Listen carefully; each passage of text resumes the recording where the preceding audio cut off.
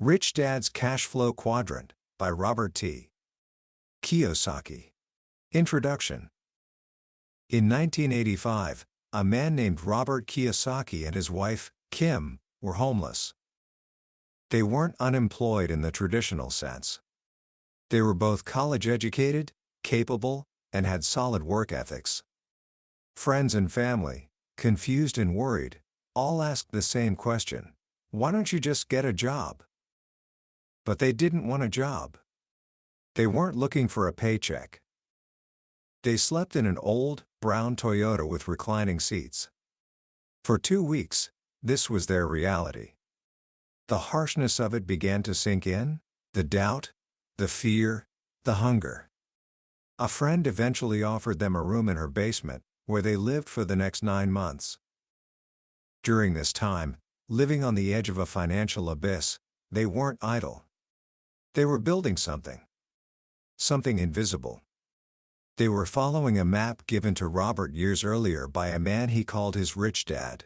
It was a map that promised not just wealth, but something far more valuable: freedom. By 1989, they were millionaires. By 1994, they were financially free. They never had to work again for the rest of their lives. Robert was 47, and Kim was 37. What happened in those 9 years? What secret did they understand that allowed them to go from homeless to financially free, while most people spend their entire lives working for a paycheck, trapped in a cycle of debt and financial anxiety? The answer lies in a simple diagram, a drawing so powerful it has reshaped the financial destinies of tens of millions of people around the world. It's a drawing that separates the rich from everyone else. It's called the Cashflow Quadrant. My name is your name, and for the next little while, I'm going to be your guide. Robert T. Kiyosaki's book, Rich Dad's Cashflow Quadrant, is the sequel to the legendary Rich Dad Poor Dad, the #1 personal finance book of all time. But where the first book opened our eyes to how the rich think, this book gives us the map to actually get there. By the end of our time together today, you will understand this map. You will see the world of money not with your eyes, but with your mind. You'll understand the core difference between working for money and having money work for you, and you will have a clear, 7-step path to begin your own journey toward true financial freedom. This isn't just about getting rich. It's about becoming the person who can create wealth on your own terms. So, settle in. Let's begin the journey. Book summary. Imagine you're a young boy, growing up in Hawaii. You have 2 fathers. One is your own dad, a brilliant, highly educated man. He's the head of education for the state, a man with a PhD, who believes in the power of good grades and a safe, secure job. He works tirelessly for the government, earns a good salary, but constantly struggles with money. He always says things like, "I'm not interested in money," or "investing is risky." This is what Robert Kiyosaki called his poor dad. Your other father is your best friend's dad. This man never finished high school. But he's an entrepreneur, a business builder, an investor. He doesn't have a high-paying job, but as he becomes more successful, he has more money and more free time. He believes that loving money isn't evil, but that being a slave to it is. He teaches you that the rich don't work for money, they have money work for them. This is Robert's rich dad. Growing up with these 2 powerful, opposing influences, Robert was faced with a choice. Whose advice should he follow? His poor dad's path offered security. His rich dad's path offered freedom. This choice is the heart of the Cashflow Quadrant. Rich Dad drew a simple diagram for young Robert. It was a cross that divided a square into 4 sections. In the top left, he wrote the letter E. In the bottom left, the letter S. In the top right, the letter B. And in the bottom right, the letter I. This, Rich Dad said, is the Cashflow Quadrant. It shows the 4 different ways people generate income in our world. The E stands for employee. This is where most of us start. An employee has a job. They work for a person or a company in exchange for a paycheck. Their core value, the deep emotional driver, is security. They want a steady paycheck, benefits, and the certainty of knowing where their money is coming from. The thought that terrifies them most is economic uncertainty. So they trade their time and skills for a promise of stability. When they feel the fear of not having enough money, their mind automatically says, "I need to find a safe, secure job." The S stands for self-employed or small business owner. These are the people who want to be their own boss. Doctors, lawyers, consultants, freelancers, or the owner of a small shop. They don't want to have a job, they want to own their job. Their core value is independence. They believe, if you want something done right, you have to do it yourself. They are often perfectionists, true artists in their craft. But here's the catch: if they stop working, their income stops. They aren't part of a system, they are the system. So, while they might make a lot of money, they often have less free time than anyone. Success for an S simply means more hard work. The E and the S quadrants make up the left side of the diagram. This is where about 95% of the population lives, but they control only about 5% of the wealth. They are taught in our school systems to get good grades to become either a good employee E or a highly paid specialist S. Then there's the right side. The B stands for big business owner. A B quadrant individual is different from an S. An S owns a job. A B owns a system and hires competent people to run that system for them. The true motto of a B is, why do it yourself when you can hire someone to do it better? A true B can leave their business for a year or more and come back to find it more profitable than when they left. Why? Because they're not the ones running it day to day. They built a machine that generates money. Think Henry Ford, Bill Gates, or the founder of McDonald's. Their core value is wealth creation through systems and leverage. Finally, the I stands for investor. This is the quadrant of the truly rich. An investor makes money with money. They don't have to work because their money is working for them. They invest in B quadrant businesses, in real estate, in stocks, in assets that generate cash flow. Their money is their employee, working 24 hours a day, 7 days a week, never asking for a raise. Their core value is financial freedom. The B and the I quadrants are the right side of the diagram. This is where the other 5% of the population lives, but they control about 95% of the wealth. To understand the profound difference between the left and right sides, Rich Dad told Robert a simple story. It's the story of Ed the bucket carrier and Bill the pipeline builder. Once upon a time, there was a small village that had no water unless it rained. The village elders decided to put the job of delivering water out to contract.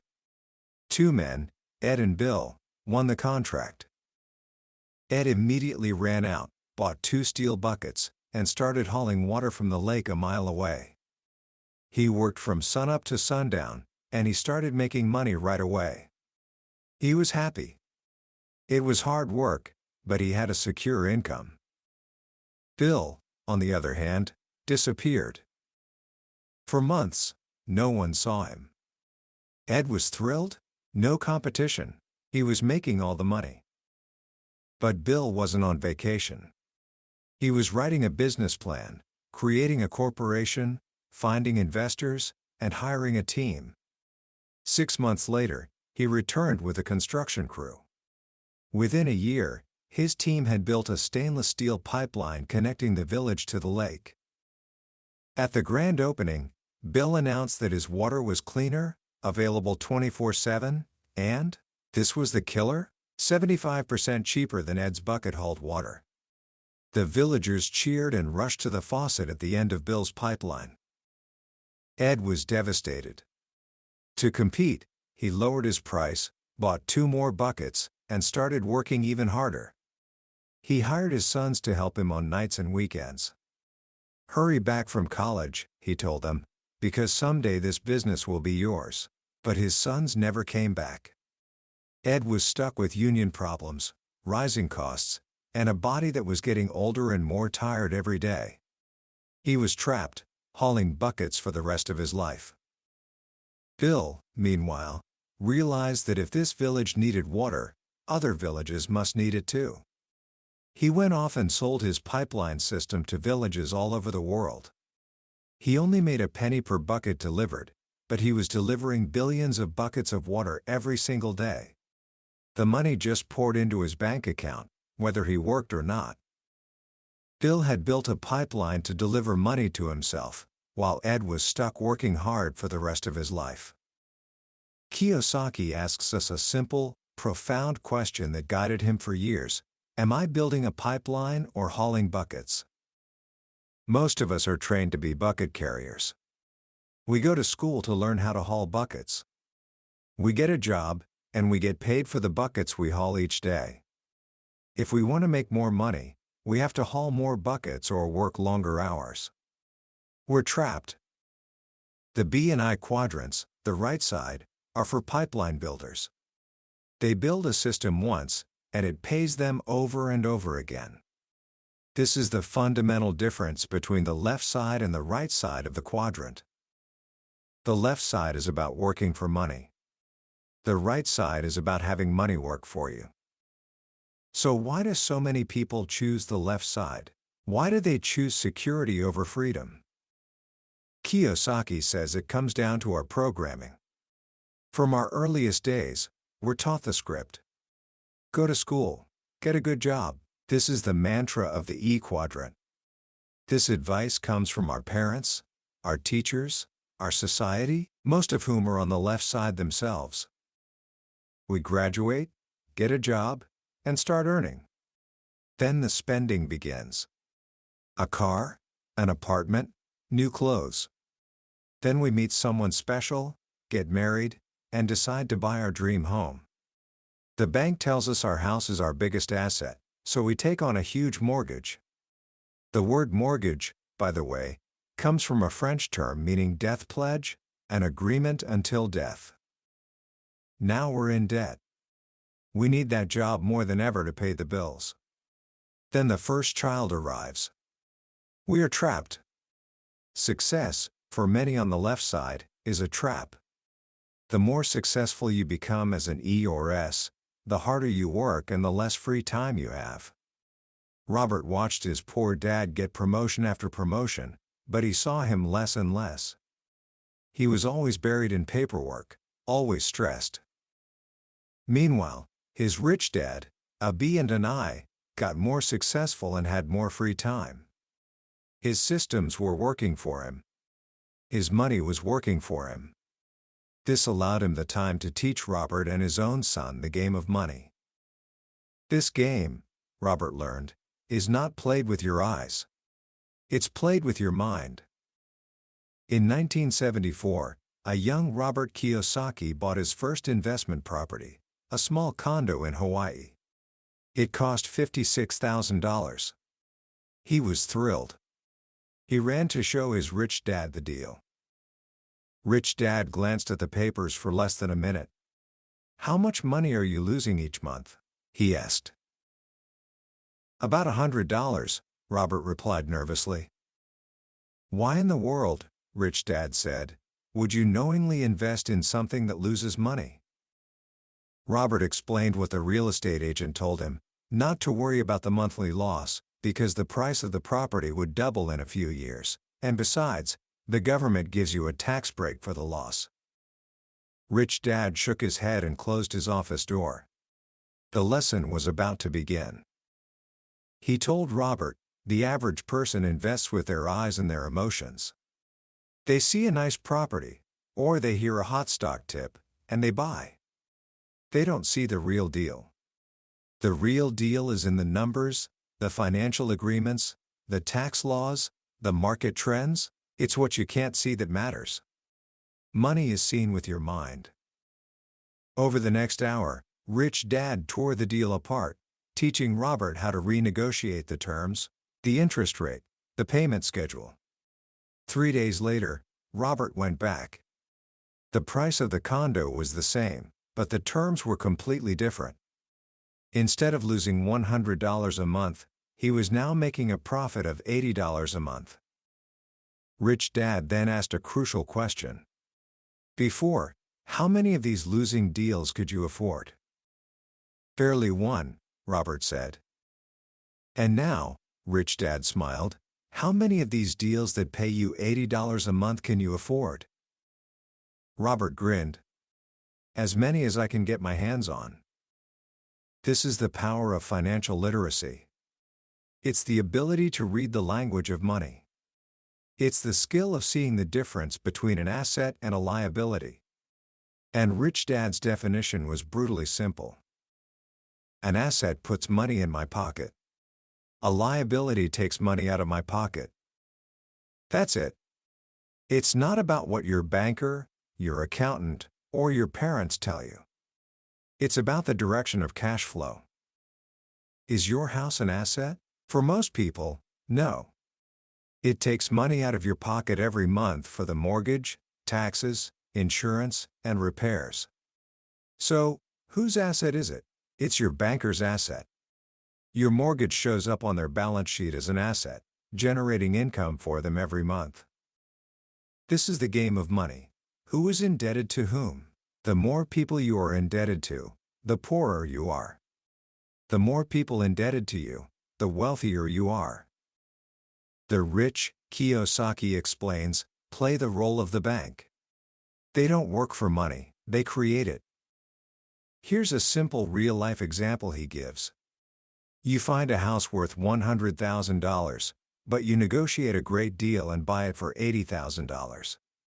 You put down $10,000 and get a bank mortgage for $70,000.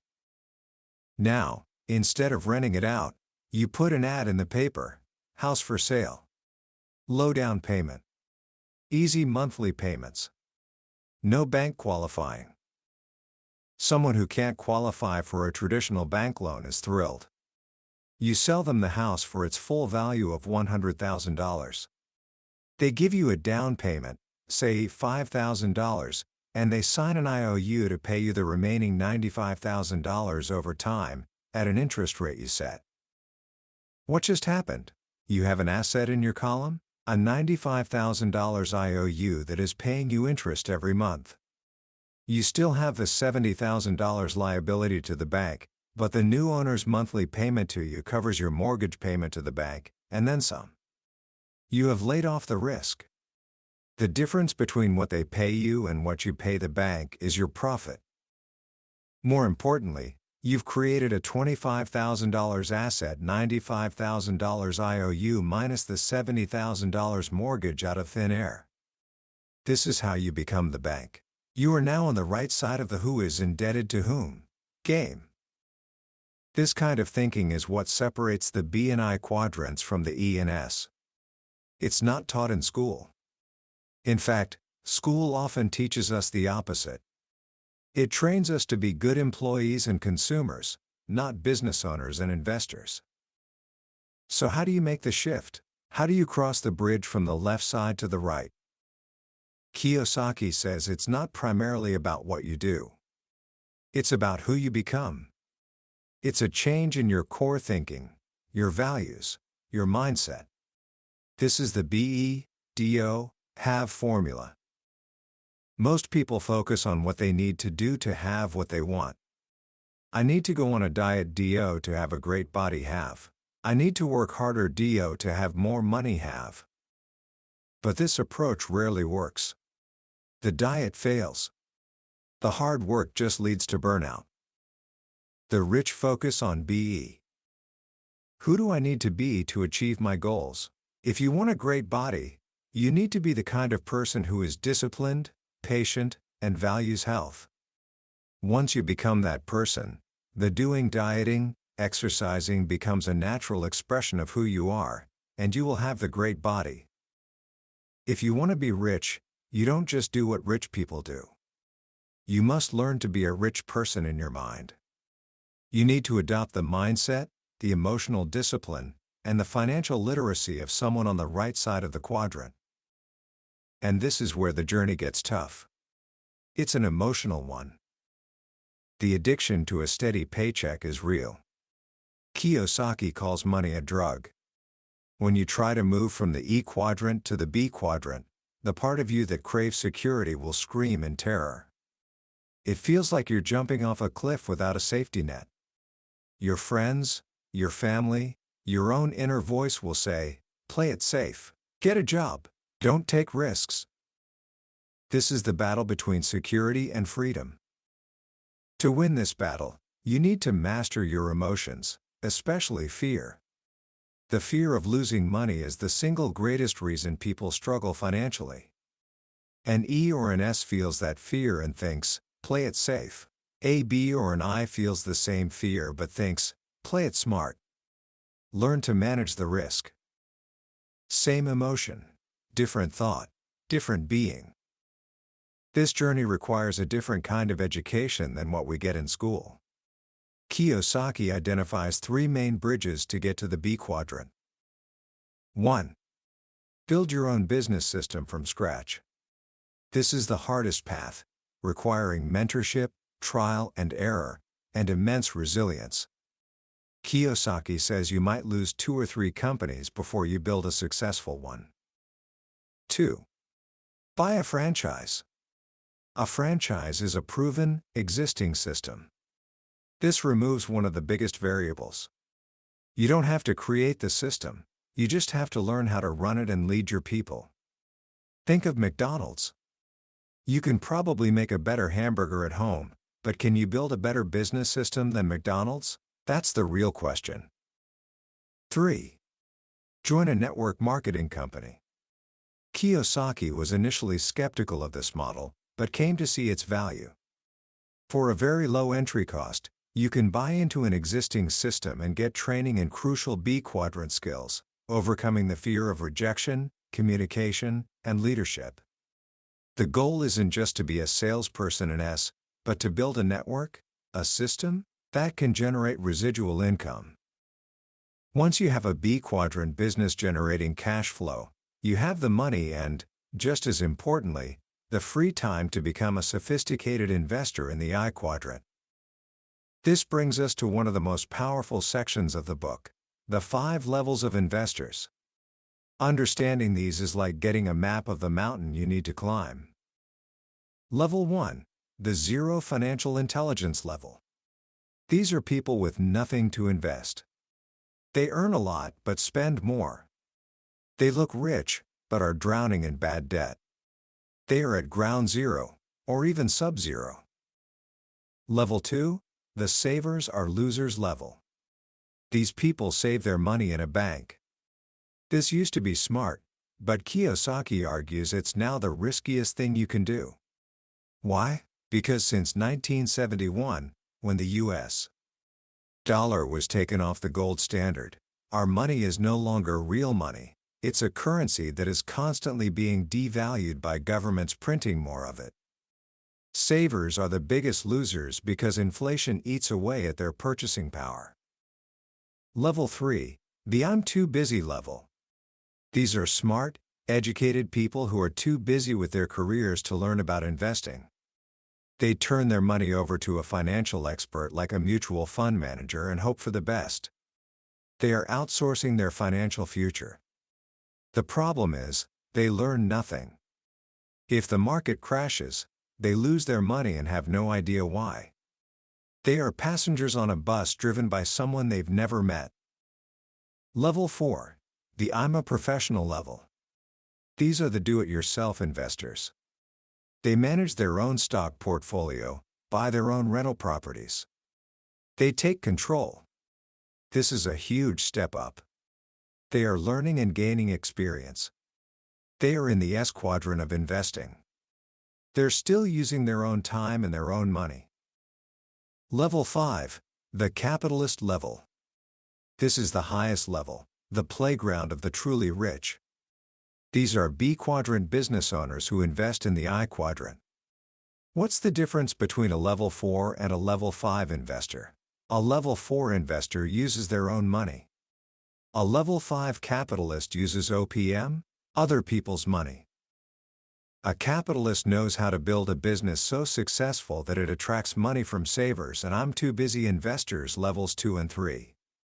They create investments that solve big problems. Because they can raise capital, they can do massive deals and create massive wealth, not just for themselves, but for their team and their investors. They don't have money, they know how to raise money.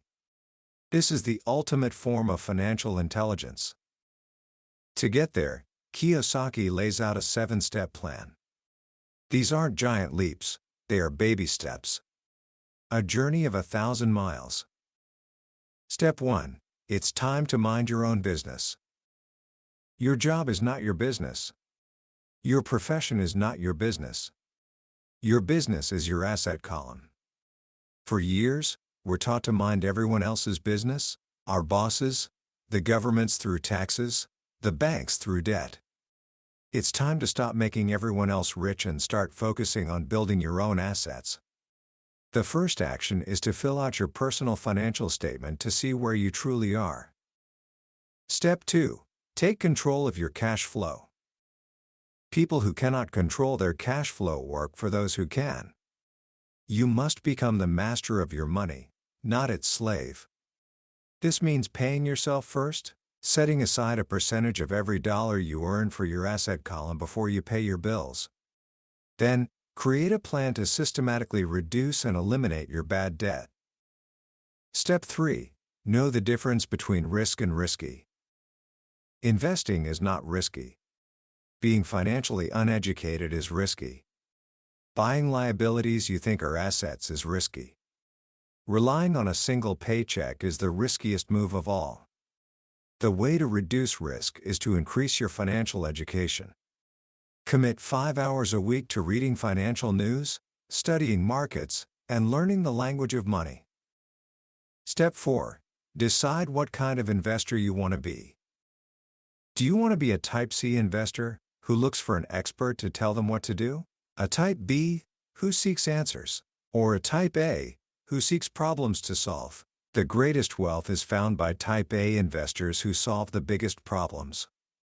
Start small, learn to solve small problems, and your wealth will grow as the problems you can solve get bigger. Step 5. Seek mentors. A mentor is someone who has already been where you want to go. Professionals have coaches, amateurs do not. Find role models who are successful B's and I's and learn from them. Just as importantly, find reverse role models, people who are struggling financially, and learn what not to do. The 6 people you spend the most time with are your future. Choose them wisely. Step 6. Make disappointment your strength. The journey to the right side is filled with setbacks. Most people are so afraid of disappointment and failure that they never even start. Rich Dad taught Robert to expect to be disappointed. Disappointment is a crucial part of learning. The size of your success is measured by how you handle disappointment along the way. Be kind to yourself, learn from your mistakes, and never let failure stop you. Step 7. The power of faith. This is about believing in yourself. Many of us carry around self-limiting beliefs, often planted there by others. Robert's guidance counselor told him he would never amount to anything. That criticism became the fuel that drove him. You must have faith in your own genius, your own unique gifts. The only person who determines what you believe about yourself is you. Prepare daily to be bigger than your smallness, your doubts, and your fears. These 7 steps are not a quick fix. They are a lifelong process. It's a journey that begins with a single baby step, the decision to change your focus from earning a paycheck to building assets. From seeking security to demanding freedom. It is the journey from the left side of the quadrant to the right. It is the journey of learning to build your own pipeline. Commentary. When you really boil it down, Rich Dad's Cashflow Quadrant is about so much more than money. It's a book about freedom. It's about reclaiming control over your life in a world that is designed to keep you running in a hamster wheel, what Kiyosaki famously calls the rat race. The true power of this book isn't in some secret investment strategy. It's in the simple, profound shift in perspective it demands. The moment you see that diagram, E, S, B, I, you can never unsee it. You start to categorize the world differently. You listen to how people talk about their work and their money, and you can immediately place them in a quadrant. I'm looking for a job with great benefits, E. No one can do this as well as I can, S. I need to find a great president to run my new company, B. What's the return on my investment, I? And in doing so, you begin to look at yourself. Where am I? And more importantly, where do I want to be? This, I believe, is the book's true genius. It forces you to confront the deep-seated beliefs you hold about money, work, and risk. Beliefs that were likely handed down to you, just as they were handed down to Robert by his poor dad. The belief that a job is security. The belief that mistakes are bad. The belief that you must work hard for money. Kiyosaki shatters these myths, not with complex theories, but with common sense. Of course, your house is a liability if it takes money from you every month. Of course, relying on one employer for your entire livelihood is risky. Of course, the people who create systems and own assets have more freedom than those who are cogs in the system. But what makes this book a timeless guide, rather than just an interesting idea, is that it acknowledges the emotional weight of this journey. Kiyosaki is honest about his own struggles, the homelessness, the fear, the self-doubt. He understands that changing quadrants isn't just a technical challenge, it's a spiritual one. It requires you to confront the deepest parts of yourself. It's a process of becoming someone new. So, what can you do with all this, right now, today? Here are a couple of simple, powerful actions you can take to begin your own journey. First, just for the next 24 hours, listen carefully to the words you use when you talk about money in your future. Do you hear yourself saying, "I can't afford it"? When you do, consciously stop and ask the question Rich Dad taught Robert, how can I afford it? That simple shift from a statement of limitation to a question of possibility is the first step in rewiring your brain to think like someone on the right side of the quadrant. Second, take 15 minutes tonight, no more, and sketch out your own personal financial statement on a piece of paper. 4 boxes: income, expenses, assets, liabilities. You don't need to be an accountant. Just be honest. Where is your money coming from? Where is it going? What do you own that puts money in your pocket? What do you own that takes money out? This simple X-ray will show you, in black and white, whether you're currently on the path to security or the path to freedom. It will give you your starting point. That was a summary of Rich Dad's Cashflow Quadrant by Robert Kiyosaki. We've explored the core map today, but I'll be honest with you. A summary is like looking at a picture of the Grand Canyon. The real magic happens when you stand on the edge of it yourself. The true power of this book is in the quiet moments, when a particular story or a simple phrase connects with you in a way you didn't expect. This podcast is designed to help you decide if this book is worth your time and attention. If anything we've talked about today has sparked a fire in you, I urge you to grab a copy. Reading it isn't just about learning. It's an experience that can genuinely change the way you see your work, your money, and your future. The link to the book is in the description. Also, if you found this summary valuable, and you feel it's given you a new perspective, please take a moment to hit that like button and subscribe to the channel. That way, you won't miss our next journey into another life-changing book from the billionaire's bookshelf. Let's keep learning and growing together.